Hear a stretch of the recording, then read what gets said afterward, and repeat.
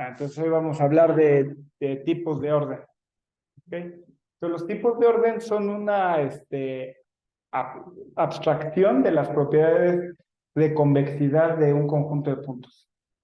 ¿Ok? Es una abstracción combinatoria. Esta la vamos a ver. Con lo que hemos visto sobre primitivas geométricas va a ser muy claro qué es el tipo de orden.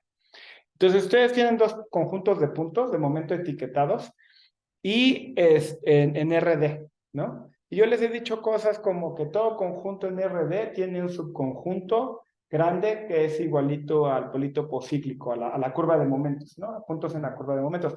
Pero ¿eso qué quiere decir? O sea, hay una noción implícita de equivalencia entre conjuntos de puntos. Ajá. Así como dos gráficas pueden ser isomorfas, pues dos conjuntos de puntos pueden ser isomorfos, ¿no? Por ejemplo, si eh, si yo dibujo estos dos conjuntos de puntos, estos ambos están en lo que llamamos posición convexa. ¿Ok? Si se fijan, todos los vértices están en la cerradura convexa. Y para muchos problemas eso es todo lo que importa. Si están o no en la cerradura convexa. Perdón, si están en lo que llamamos el mismo tipo de orden. Entonces, formalmente, ¿qué es el tipo de orden? Tienen dos conjuntos de puntos etiquetados, o están etiquetados del 1 al n, y tienen el mismo tipo de orden si toda tupla de D más un punto tiene la misma orientación que la tupla correspondiente en el otro conjunto. O sea, por ejemplo, aquí todas las tuplas que ustedes agarren ordenadas de 1, 2, o sea, 1, 2, 3, 1, 3, 4, van contra las manecillas del reloj. Lo mismo pasa aquí. Entonces, cuando las tuplas correspondientes tienen la misma orientación, tienen el mismo tipo de orden. Eso en el plano, pues se traduce a cada terna, pues tiene una orientación, puede ser contrario a las manecillas de reloj o a las manecillas de reloj. En R3 estamos hablando de 4 puntos. Entonces tomas 3 de ellos y esos van a estar orientados y eso te define una noción de arriba abajo y dependiendo el cuarto punto si está arriba o está abajo en la orientación, ¿no? Y así sucesivamente en más dimensiones. Entonces, los tipos de orden fueron introducidos por Goodman y Pollack en el 83. Y es una generalización de la idea de números, de orden de números en la recta real. En la recta real, ¿cuál sería la orientación? Pues dados dos números, si uno está antes que el otro en la recta real, ¿no? O sea, dados dos números etiquetados, o puntos, si quieren mejor en la recta real, pues es si el 3 está antes que el 4 o el 4 está antes que el 3. Ese es el orden, ¿no? Es una generalización de esa idea y vamos a ver todavía más en qué sentido es una generalización de esa idea y por qué se llaman tipos de orden. Entonces, y bueno, en general decimos que dos conjuntos no etiquetados de puntos tienen el mismo tipo de orden si existe una biyección entre ellos que preserva la orientación de las tuplas. O sea, si los puedes etiquetar simultáneamente de manera de que como conjuntos de puntos etiquetados tengan el mismo tipo de orden. Ajá. Entonces, bajo esa noción, todos los conjuntos de puntos de n puntos en el plano en posición convexa tienen el mismo tipo de orden.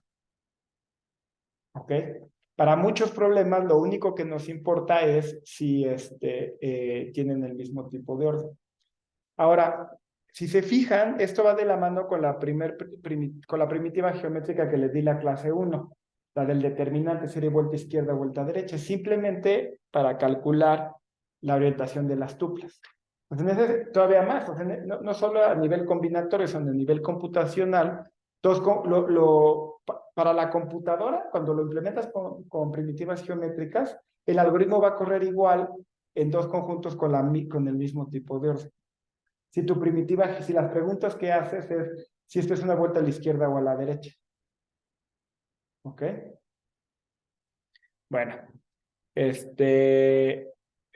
ahora, si yo tengo índices del 1 al D, sea pi i1 hasta id, el hiperplano definido orientado por pi1 hasta pi d.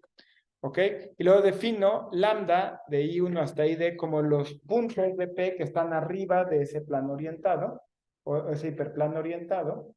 En el plano sería una línea orientada, el conjunto de puntos que están arriba, y lambda de los mismos índices como el número de puntos que están arriba de ese plano. Miren, como tengo estos puntos etiquetados, ¿no?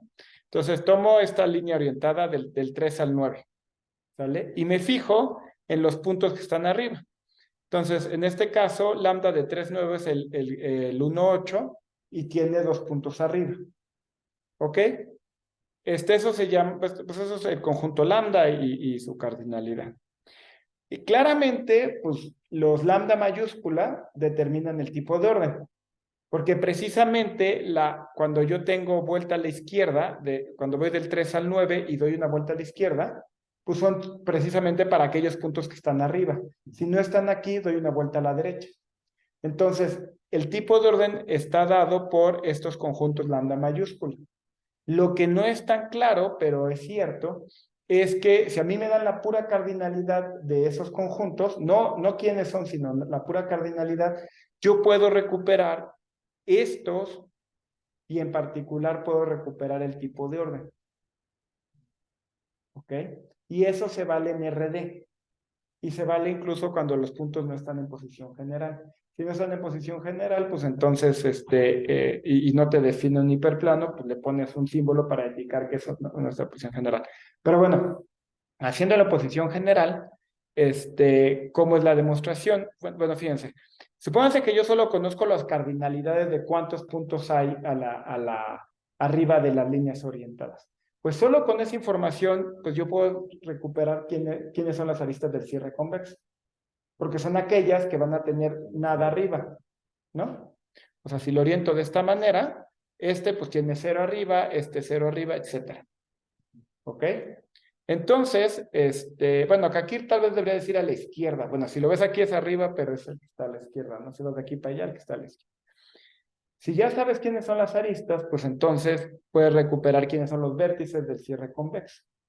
Una vez que sabes que un vértice está en el cierre convexo, pues te puedes fijar en todas las aristas que salen de cada vértice. Entonces ya sé que la 3,1, como no hay nada arriba, pues el mayúscula, ¿no? Pues es el vacío. Ahora yo tomo la que valga 1. Solo hay un punto arriba, pues ese único punto arriba tiene que ser el 1, porque es el que aparece en la arista, en el cierre convexo. Entonces yo puedo recuperar que delta de 3,2 pues es el conjunto que contiene al 1. Pero como ya sé que delta de 3,2 es el conjunto que contiene al 1, si ahora yo me voy a delta de 3,4 y resulta que su cardinalidad es 2, pues tiene que contener al 1 y tiene que contener al 2. ¿Sí lo ven? Entonces de esa manera yo puedo ir recuperando todos estos delta para todos los vértices del cierre convexo. Y luego yo ya averigüé cuál es la orientación de todas las tuplas en las que esté involucrado un vértice del cierre convexo. Entonces ahora simplemente tiro los vértices del cierre convexo a la basura e itero sobre los que me quedaron. ¿Ok? Y entonces de esa manera yo puedo recuperar, dada nada más las cardinalidades de esos conjuntos, quiénes son las orientaciones de esas tuplas. Ahora, si piensan que hicimos para d igual a 1, es como si nos hubieran dado puntos etiquetados en la recta real, ¿no? Y nada más nos hubieran dicho quiénes están a la izquierda. Pues eso, o sea, averiguar eso es ordenar el conjunto, ¿no? Este es el punto 5 y ¿me explico? Pero eso quiere decir que en RD obtener o sea, dada esa información, ¿no? De quiénes están o sea, dado en R2, ¿no? Quiénes están a la izquierda de la línea, es el análogo de ordenar en el plano. Y dada esa información yo puedo obtener la combinatoria del conjunto de puntos. De la misma manera que yo puedo obtener en R1 el orden de los puntos. Entonces, por eso es que se llaman tipos de orden. Porque es precisamente ese análogo. ¿Ok? Y Goodman y Pollack dan un algoritmo para ordenar en, creo que n a la d medios, no me acuerdo, log n. Pero bueno, no es muy relevante ahorita. Pero se puede hacer. Para d fijo es el tiempo polinomial, pero para d variable es tiempo exponencial. Pero bueno, generalmente los tipos de orden son relevantes en R2 y en R3 y no tanto para R más grandes. Más que nada porque se usan principalmente para razonar sobre algoritmos y sobre problemas de geometría combinatoria, pero han sido más usados en la parte algorítmica. Una esperanza de los tipos de orden era que la geometría es complicada. O sea, mucho en matemáticas se trata tienes algo como que no entiendes bien, extrae algo, que te mantenga las mismas propiedades que sí entiendas bien y analiza ese algo. Por ejemplo, topología algebraica es, dado un espacio topológico, extrae una estructura algebraica y razona sobre la estructura algebraica. Un poco la idea es, la topología es difícil y el álgebra es más fácil. No me acuerdo quién dijo eso, pero lo vi el otro día. La idea del tipo de orden es, la geometría es difícil, la combinatoria es fácil. Entonces, el tipo de orden no es la única abstracción combinatoria de las propiedades geométricas de puntos. Hay otras que en su momento vamos a ver. Y curiosamente no han tenido el éxito que se hubiera esperado. Es decir, no hemos podido reducir plenamente como que el problema geométrico a un problema combinatorio y decir, pues lo resuelven combinatorio. Entonces, en ese sentido, el éxito ha sido limitado, pero ha sido muy útil para algoritmos. ¿Ok? Y también sobre teoremas, sí te simplifica en cuanto a que ya, por ejemplo, de entrada ya no tienes un número infinito de conjuntos de n puntos. Pues porque cada terna tiene una de dos orientaciones. El número de tipos de órdenes distintos para n puntos es finito. Pues pasas de tener una cantidad infinita de objetos a una cantidad finita. ¿Ok? Bueno, y eso va a ser relevante para lo que les voy a decir ahorita. Bueno, la matriz lambda, si se fijan, para r igual a 2, pues tengo dos variables, ¿no? O sea, para la lambda depende de dos índices. Entonces lo puedo poner en una matriz. O sea, pongo del 1 al n y del 1 al n y escribo los valores de la matriz lambda. ¿Ok? Y bueno, y en la diagonal pueden poner un símbolo que signifique que no hay nada, pueden poner 0, no es muy importante. Pero tengo una matriz. Y esto se me ocurrió que no se ha estudiado las propiedades de esa matriz hasta donde yo sepa. Pero bueno, a diferencia de lo que pasa con las gráficas, por ejemplo, el problema, cuando ustedes hacen matemáticas, siempre aparece la noción de isomorfismo, porque o sea, tengo muchos objetos, pero cuando los veo de cierta manera, ahí los quiero agrupar en clases de equivalencia y no preocuparme qué representante me tomo, ¿no? O sea, por ejemplo, en teoría de grupos, tengo isomorfismo de grupos, entonces me da igual si se realiza como un ZP o como un subgrupo de un grupo de permutaciones o como un grupo o sea, todos son el mismo grupo. En teoría de gráficas, ¿no? Dos gráficas isomorfas no nos interesa quiénes son, o sea, son la misma gráfica. Es igual aquí, o sea, ya tenemos una noción de dos conjuntos de puntos con el mismo tipo de orden, son isomorfos, bajo esta idea, ¿no? Pero generalmente determinar si dos objetos en matemáticas son isomorfos es difícil. O sea, por ejemplo, para gráficas no sabemos cómo hacerlo en tiempo polinomial. Dadas dos gráficas, yo no sé cómo, no sabemos un algoritmo para resolver el problema de isomorfismo en tiempo polinomial. Para conjuntos de puntos sí lo podemos hacer en tiempo polinomial. Entonces, eso es interesante. Para conjuntos de puntos en el plano, les voy a decir cómo hacerlo. Para conjuntos de puntos en el plano, esta función lambda se llama la matriz lambda. Y dos conjuntos de puntos tienen el mismo tipo de orden si existe una permutación de ellos, tal que las matrices lambda son iguales. ¿No? Eso es. Pero resulta que no me tengo que fijar en todas las etiquetaciones. Hay etiquetaciones canónicas. Por ejemplo, yo tomo el conjunto de puntos y me fijo en los vértices del cierre convexo. Me fijo en los vértices del cierre convexo, tomo uno de ellos y ordeno el resto por el orden inverso de las manecillas del reloj. Entonces, este va a ser el 1, 2, 3, etc. Y ese orden me va a dar una matriz lambda. Luego, me fijo en el siguiente punto y ordeno, y ese otro orden me va a dar otra matriz lambda. Y así voy a obtener como mucho n matrices lambda, ¿no? Y luego cada una de esas matrices lambda yo la puedo mirar como una cadena de números, o sea, los escribo en orden. Y esos números me puedo fijar cuál es el número más pequeño. Y esa es una ordenación. Y ese número es el que le puedo asignar como número ¿cómo se llama? Al conjunto, es como un identificador. Entonces, por separado, le asigno su número, y si dos conjuntos de puntos tienen el mismo número, son isomorfos. Además, es una maravilla porque no solo resuelvo el problema de 2 a 2 determinar si son isomorfos, sino a cada tipo de orden le estoy asignando un número distinto. Eso es muy útil, por ejemplo, si los guardáramos en una base de datos. Cosa que, por cierto, o sea, lo he hecho, pues en la práctica he necesitado hacer eso, lo he implementado y en efecto, pues decir, ay, este conjunto de puntos ya lo vi, ¿sí o no? Ah, pues te vas a tu base de datos con ese número y puedes ver si ya lo tienes o no. ¿Ok?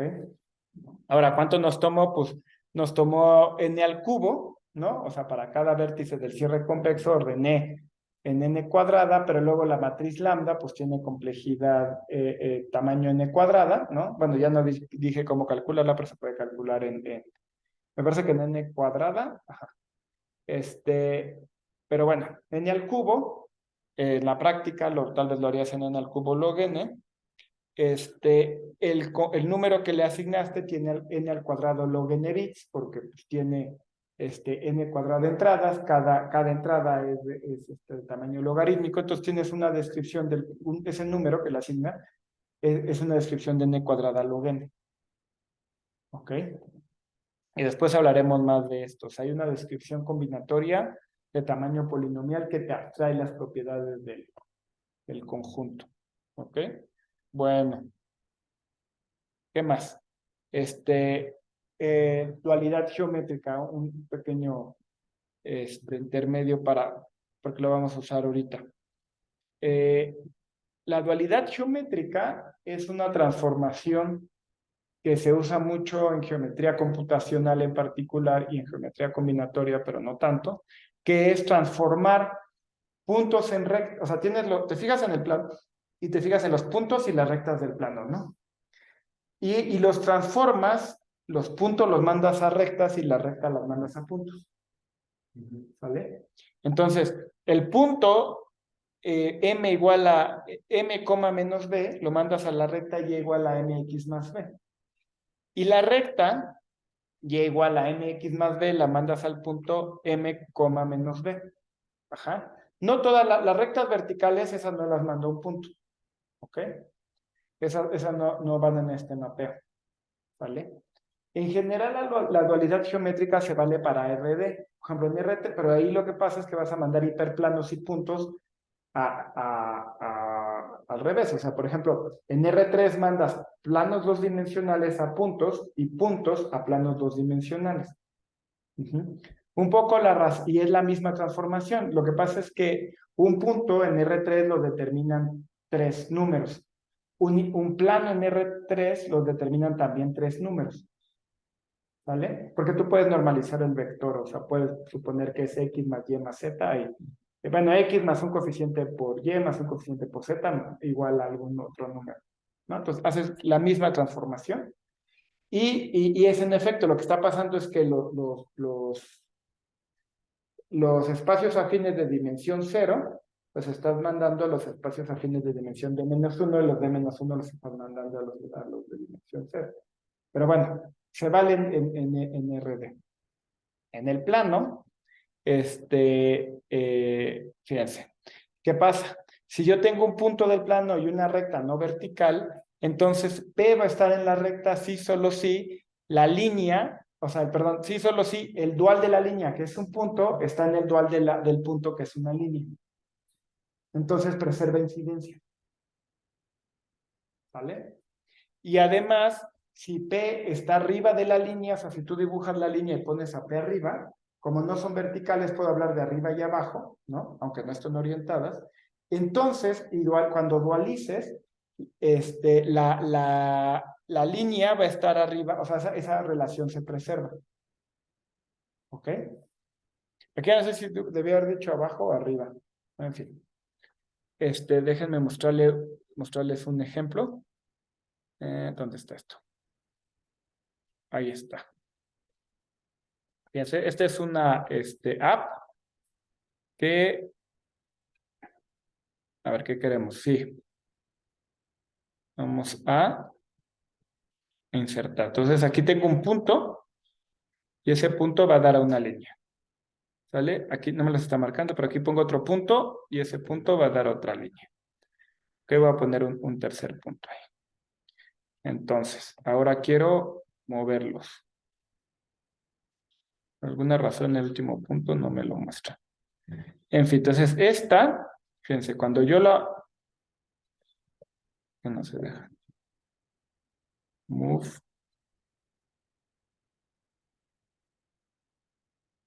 Bueno. Insertar sí se deja, pero mover no se deja. Ah, es que el mouse lo tengo como mal. A ver. Ahí va. Pongo aquí, ahora sí está mi mouse bien.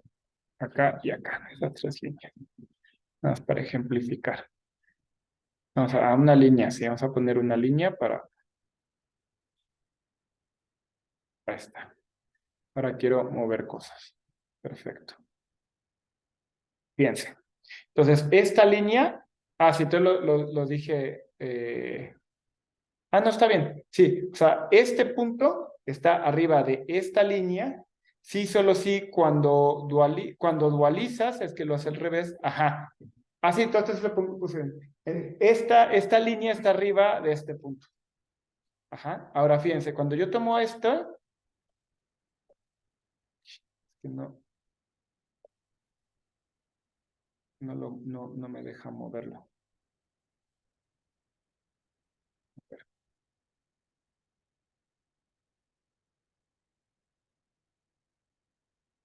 Bueno, bueno, aquí sí me está dejando mover la línea por alguna extraña razón. Entonces, fíjense, la línea, cuando yo la muevo, que es el punto azul, preserva incidencias. ¿Ok? Ahí preserva incidencias. Y este es el punto. Ahora, yo soy de la idea que realmente la dualidad geométrica no sirve para nada más que para los humanos. O sea, porque matemáticamente no estás haciendo nada, es la misma relación. Entonces, o sea, ¿para qué te sirve si es lo mismo? Para lo que te sirve es porque hay cosas que son más fáciles de visualizar en el dual que en el primal. Aunque una computadora pues, no tiene noción de eso, o sea, está ejecutando operaciones. Pero en el diseño de algoritmos, muchos algoritmos es mucho más fácil razonar sobre ellos en el dual que en el primal. Y se usa mucho en geometría computacional para eso, para argumentar sobre el dual. Y básicamente la razón de por qué esto es así es que los conjuntos de puntos son difíciles de entender porque son puntos. Y cuando tienes rectas, como te divide el plano en dos, es mucho más fácil razonar sobre un arreglo de rectas. ¿Ok? Todo esto es como muy misterioso, intuitivo, pero si empiezan a hacer geometría computacional, verían las bondades de la dualidad. ¿Por qué les menciono todo esto? Ah, porque Oswin, Eichholzer, Franz Ahrenhammer y Hans Krasser en el 2001 hicieron una base de datos con un representante, es decir, un conjunto de puntos de todos los tipos de orden hasta 10 puntos. Y después le extendieron a 11. Y Oswin tiene acceso a la de 2. Y cuando requiere, creo que la puede extender hasta la de 13. La de 10 puntos que está disponible en línea, la de 11 está disponible.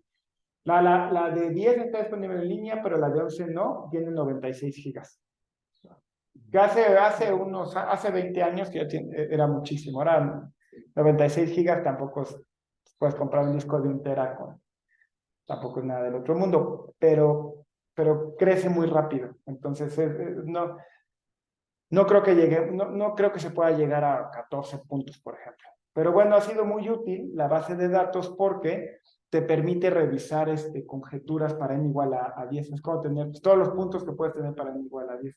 Ha sido útil para, por ejemplo, yo les recuerdo que les había dicho que no me acuerdo qué año, en el 80 o 79, cuando Erdős propuso el problema de los hoyos vacíos, que al poquito tiempo Harvard demostró que todo conjunto de 10 puntos tiene un pentágono vacío convexo. Ah, pues lo haces ahora con la base de datos de puntos. A nivel ya científico, ¿qué implica esto? Hay artículos que son lo estoy grabando, pero ni modo. Híjole, son una insufribles de revisar, donde demuestran que todo conjunto de 8 puntos tiene X propiedad. Entonces van por casos y toman el punto y toman el cono. Entonces pueden ser 20, 30, ¿cómo se llama? Hojas de casos, de casuística, de que si el cierre. Entonces, y además es propenso a errores, pues, ¿no? Cuando tú haces un algoritmo, el código es mucho más chico, es más fácil revisar que el algoritmo es correcto y luego correrlo sobre los conjuntos de puntos. ¿Me explico? A tratar de imaginarte que eso debería de ser cierto, como lo hizo Harvard, y ponerte a demostrar que en efecto todo conjunto de 10 puntos tiene un pentágono vacío. También ha servido para hipótesis de inducción. O sea, muchas cosas cuando haces combinatoria, geometría combinatoria, pues dices, pudiera probar esto, y una recurrencia, ¿no? TDN, pero todavía la recurrencia no la tienes que llevar hasta t igual a 1. Puedes partir de t igual a 10 y partir de eso para probar cosas.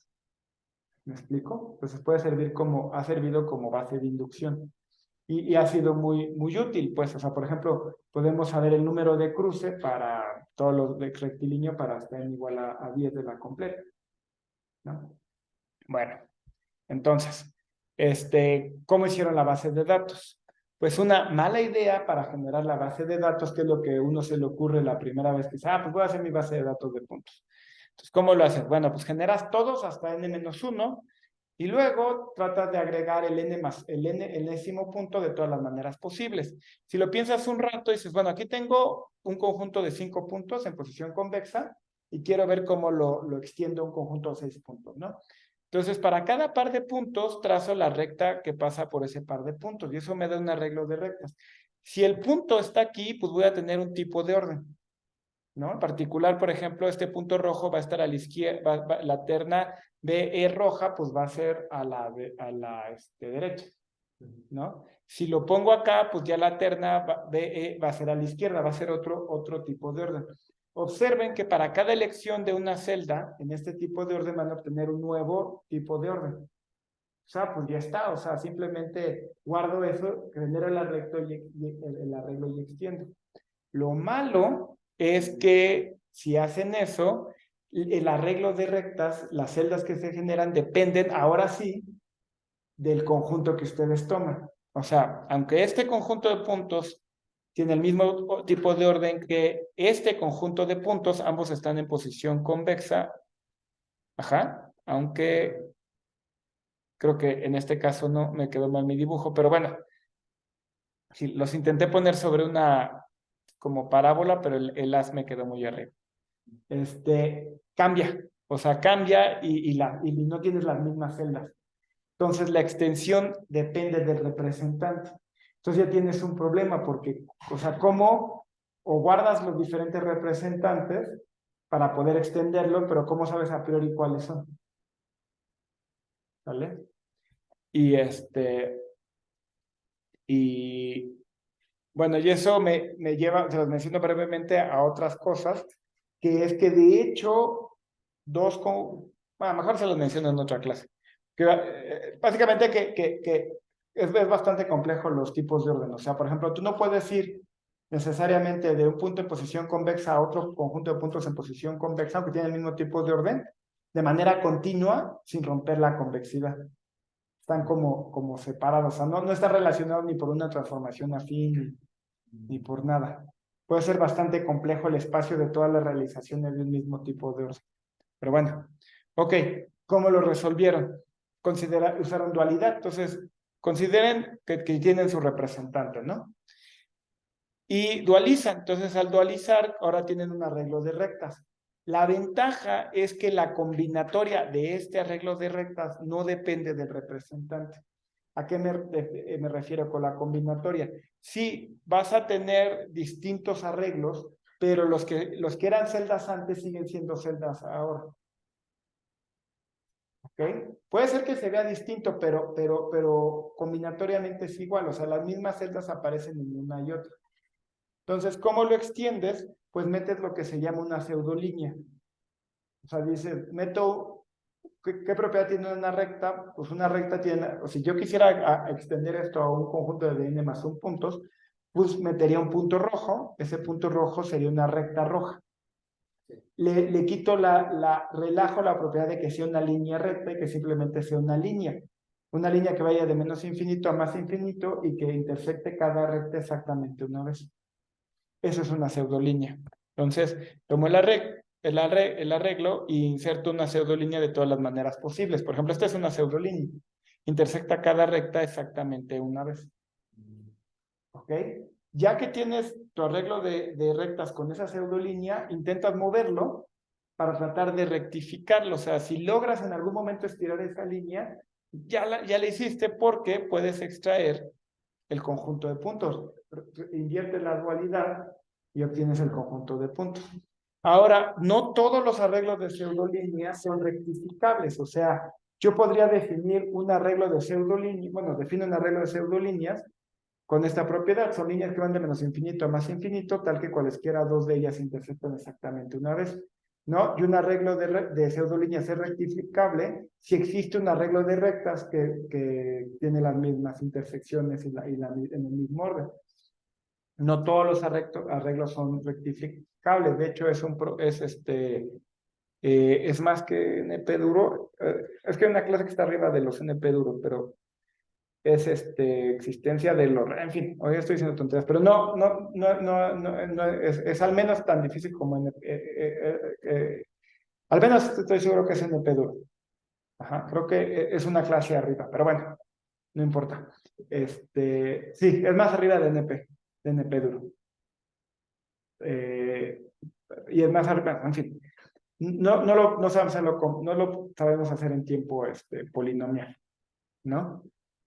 Hay cosas que puedes hacer, como por ejemplo, hay configuraciones que sabes que no son realizables. Hay la configuración de Pappus, que es un arreglo de rectas que no se puede realizar como dual de pseudolíneas, perdón, como dual de un conjunto de puntos. Entonces, siempre que te aparezcan esas obstrucciones, o sea, basta con que esas cinco rectas tengan esa configuración, ya. Pero no hay una lista, pues. ¿Ok? La manera en que lo hicieron es que sí se sabe cuántas configuraciones hay, cuántos diferentes tipos de órdenes hay. Y lo que hicieron es, cada vez que rectificaban, pues iban a decir, pues ya llevamos uno, y cuando ya no había más, ya los tenemos todos y paraban.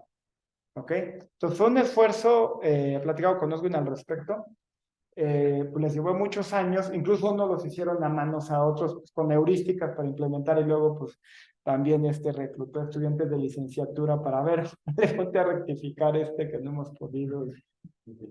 Ajá, y fueron llenando, pero y algunas a mano literal, pero al final lograron la base de datos y es muy útil. De hecho, en la biblioteca PyDCG tiene wrappers para jalar esos conjuntos de puntos. Y es algo que he usado mucho. Pero bueno, entonces esa fue la base de datos de tipos de orden. Con los años, pues hemos platicado, hemos tenido de extenderla, por ejemplo, a conjuntos de puntos coloreados. O sea, pero no se deja. O sea, por ejemplo, R3 y tampoco se deja. Entonces, no, es una pena. Yo he querido extenderlo, pero no he podido encontrar una manera de hacerlo. ¿Y por qué? ¿Han usado esto también como para esto de lo de números de cruce? Sí, se usó para los primeros valores. Por ejemplo, se sabe, eso en automático te regala cuál es el número de cruce hasta n igual a 10, por ejemplo. ¿No? Entonces, sí, bueno, es lo que pasa con mucha tecnología, ¿no? Al principio había gente que decía, bueno, ¿y eso para qué? Son solo 10 puntos. Pero una vez que tienes la herramienta, pues encuentras maneras más creativas de usarlo, ¿no? Entonces, ha habido teoremas que han salido gracias a la base de datos. Por ejemplo, la última uso importante de la base de datos fue para demostrar que había un número superlineal de pentágonos vacíos. De ahí usaron la base de datos, porque básicamente, según recuerdo la prueba, era que que partías con una línea, partías en pedazos no me acuerdo, con 11, 12 puntos, y luego demostrabas que o bien siempre había un pentágono que iba de un lado al otro, o estos estaban en posición como cóncava o convexa para acá. Entonces, veía el pentágono, pues ya hacías un divide y vencerás, porque agarrabas un número lineal de pentágonos partidos por una línea, te queda un t a la n igual a 2t de n medio más o de n, eso es n log n. Y si no tenías un número lineal, entonces muchas de estas cosas eran como cadenas cóncavas y demostrabas que ahí había muchos pentágonos. Pero hacer esa parte esa de arrancar, o sea, arrancar ese primer paso requirió de la base de datos. Entonces, ahí es un ejemplo donde no simplemente te da algo que cuantitativamente sea mejor, sino cualitativamente sea mejor. ¿Me explico? O sea, no podrías haberlo hecho sin la base de datos, a menos que demostraras que no acuerdo si era 11 o 12 puntos, porque aparte hicieron extensiones de la base de datos. Lo que han podido hacer también es tratar de extenderla, ¿no? O sea, por ejemplo, fíjense que ando buscando los conjuntos que no tengan heptágonos vacíos, algo así. Y entonces trato de hacer la base de datos, o sea, para extenderla para n igual a 12. Como es muy grande y no la tengo, pues a lo mejor solo, si veo que hay una extensión que tiene heptágonos, la tiro a la basura, ¿sí me explico? Entonces, como que pueden hacer en tiempo de ejecución extensiones para ciertos tipos de orden enormes, pero no tan grandes que no quepan, y entonces la han usado de esa manera. Pero eso es algo que solo, o sea, Oswin tiene la página de Oswin está hasta en igual a 10 y la de 11 creo que no está. Y no sé si existe la de 12, pero bueno. Yo creo que sería bueno que se pusiera, o sea, que la de 96 estuviera pública. O sea, no es un asunto que no, de que no quiero, es un asunto Oswin, sino de dónde lo guardas, pues. Pero yo creo que es algo de valor científico que deberíamos de guardar, pues. Sí. Ok. Bueno. También ha hecho arreglo, tiene base esa sí me pasó una copia, arreglo de pseudolíneas, pues, todos los arreglos de pseudolíneas, porque son más fáciles de generar y a veces hay problemas que los puedes plantear para pseudolíneas, ¿no? O sea, mismos problemas, tomas un problema de conjuntos de puntos, lo traduces a un problema en el dual, de arreglo de rectas, y ahora te lo preguntas en pseudolíneas, ¿no? Entonces hay un número de cruce, por ejemplo, pseudolineal, por ejemplo, cosas por el estilo.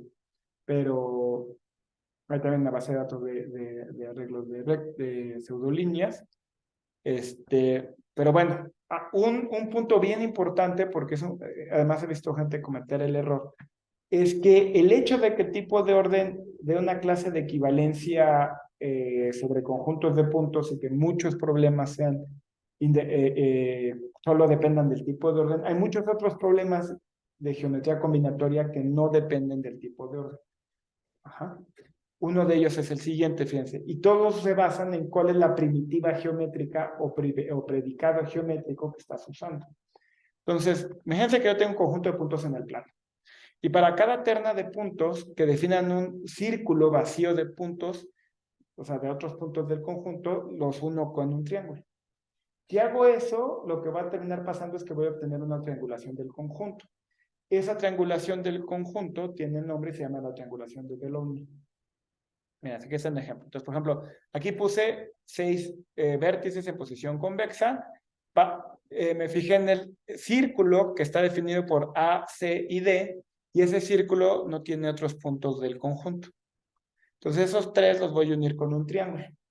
Y si hago eso para todos los vértices, para todas las ternas de puntos, lo que obtengo es una triangulación del conjunto. Y esa triangulación, la que les digo que se llama la de Delaunay, tiene propiedades muy interesantes. En particular, maximiza el ángulo mínimo de los triángulos. ¿A qué me refiero con eso? Para cada triangulación, que todavía no defino que es una triangulación, pero pues es algo así, se fijan para cada triángulo en el ángulo más chiquito y se fijan en el ángulo más chiquito sobre todos los triángulos de la triangulación. Ahora, ¿para qué se usan las triangulaciones en geometría? En general, pues en geometría computacional o demás. Imagínense que ustedes quieren integrar sobre un dominio. Una manera de integrar sobre un dominio, pues es tomas puntos, ¿no? tienes una función que quieres integrar, haces un sampleo del dominio y integras sobre cada triángulo, se evalúa la función en cada triángulo. O sea, por ejemplo, gente que tienen una función sobre un dominio, triangulas y luego sacas como bueno, o sea, prismas triangulares, ¿no? Y sumas el volumen de todos esos prismas. Tú no quieres tener triángulos delgados porque cuando tienes triángulos delgados, eso te mete errores. O sea, es más fácil que la precisión numérica importa. Entonces quieres ángulos grandes. La triangulación de Delaunay es la que maximiza el ángulo más chico. También visualmente es la que, entre comillas, mejor se ve.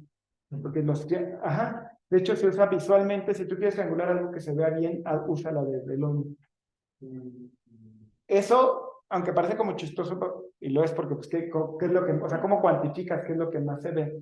Si hay trabajo en esa dirección, en el sentido de, bueno, quién sabe qué sea, pero pues nos gusta que los triángulos estén gordos. Entonces eso lo transformas en una cosa matemática y optimizas. Y de hecho, por ejemplo, hay todo un área que se llama Graph Drawing, que cómo dibujar gráficas de manera bonita y qué cosas querrías hacer. Bueno, que haya pocos cruces, podría ser una, ¿no?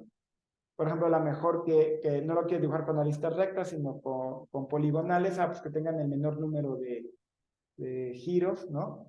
Y bueno, todo eso se puede cuantificar. Entonces, la triangulación de Delaunay es muy importante por muchas razones, tanto teóricas como prácticas, y bueno, depende de esta primitiva geométrica, que es dados 3 puntos, si definen un círculo vacío, ¿no? Esta propiedad geométrica sí depende de los puntos, no depende, perdón, del tipo de orden. Este conjunto de puntos que es el mismo conjunto de puntos que el anterior como tipo de orden, tiene una triangulación de Delaunay distinta. Aquí la dice a mano, pues en GeoGebra. Por ejemplo, aquí tengo el triángulo ABD, pero acá no, tengo ABC. Es distinta la triangulación de Delaunay. Entonces, por ejemplo, no puedes usar la base de datos de tipos de orden para contestar preguntas sobre triangulaciones de Delaunay. ¿Ok? Algo que estaría interesantísimo, pero que en algún momento lo intenté más o menos serio, bueno, o sea, no llegué a programar, pero pues cómo lo haces es hacer una base de datos para otras primitivas geométricas. O sea, porque por ejemplo esto solo depende también de un determinante, ¿no? Ahora con 4 puntos. O sea, dados 4 puntos y los primeros 3 te fijas, etc. Hay otros, por ejemplo, el de la gráfica de Gabriel, que es dados 2 puntos, te fijas en el círculo cuyo diámetro es ese círculo, y si está vacío de otros puntos los unes con una recta. Esa gráfica se llama la gráfica de Gabriel, es importante por otras razones, es subgráfica de la triangulación de Delaunay, pero tampoco la puedes hacer con la base de datos de tipos de orden, ¿no? Y así, o sea, hay muchos otros problemas que dependen de otras primitivas geométricas y no hay bases de datos. Y la razón por la que, en gran medida, porque no hay bases de datos es porque no tenemos una dualidad. O sea, precisamente no puedes generar todos los representantes. Si intentas hacer lo mismo tomo un n-1, ¿cómo lo extiendo? ¿No? Entonces, bueno, y eso es ya todo por hoy.